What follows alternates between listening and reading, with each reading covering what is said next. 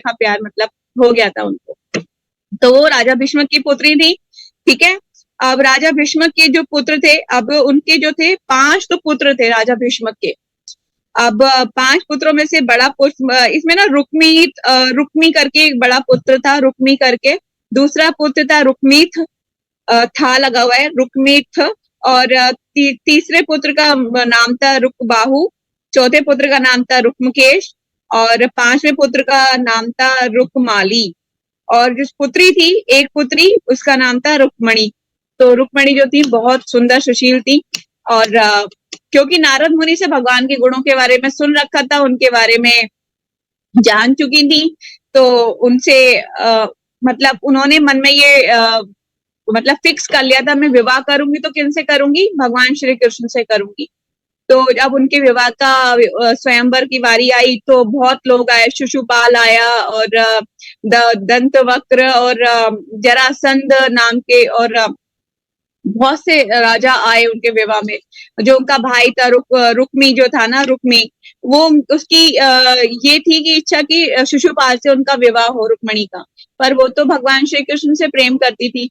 तो फिर उन्होंने क्या किया, एक मैसेंजर भेजा, एक ब्राह्मण को भेजा, अपना एक लेटर लिखवा के कि भगवान आप मेरा जो है ऐसे, उन्होंने पूरी बता दी कि भगवान मैं आपको आपके गुणों के बारे में सुन के आपसे बहुत ही प्रभावित हूँ और मैं आपको अपना पति बनाने की इच्छुक हूँ, मैं आपको अपना पति बनाना चाहती हूँ। उन्होंने बहुत सुंदर लेटर है, आपको मैं किसी कभी होगा ना तो भागवतम से पढ़ाऊंगी उसको। बहुत सुंदर लेटर लिखा उनको और लिखा कि भगवान अगर मुझे आप अपने योग्य समझते हैं तो आप जो है मेरा पारिग्रहण करें और मुझे आके यहाँ से बचाएं। और उन्होंने सारा कुछ बता दिया कि मैं जो है एक पूजा के लिए जाऊंगी और वहां पर आप मेरा जो है हरण कर सकते हैं। मतलब सब कुछ उन्होंने पूरा लेटर में लिख दिया। और इसके अलावा ये भी लिखा कि अगर आपको लगता है कि मेरे अंदर वो योग्यता नहीं है, कि आपके लायक मैं नहीं हूँ, तो भगवान आप मेरे इस प्रस्ताव को ठुकरा भी सकते हैं। मतलब सब कुछ उन्होंने बहुत सुंदर लेटर लिखा कि भगवान अगर आपको लगता है कि मेरी योग्यता है तो आप मुझे ग्रहण करें, अगर लगता है कि नहीं है, मैं आपके लायक नहीं हूँ, तो जैसा आप करेंगे वो मैं स्वीकार करूंगी।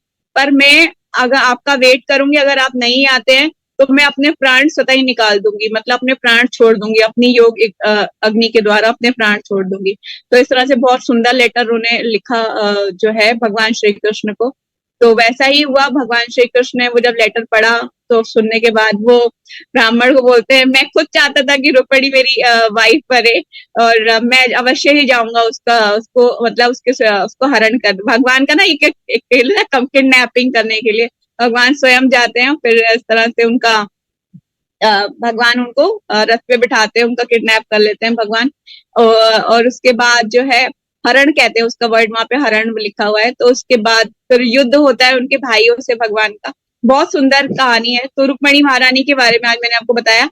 तो एक से मैं एक रानी के बारे में आपको बताती जाऊंगी। भगवान की 16,108 रानियां हैं, तो आज मैंने एक के बारे में बताया, तो एक एक करके हम एक्सप्लेन करेंगे उनकी 108 रानियों के बारे में आपको, ठीक है।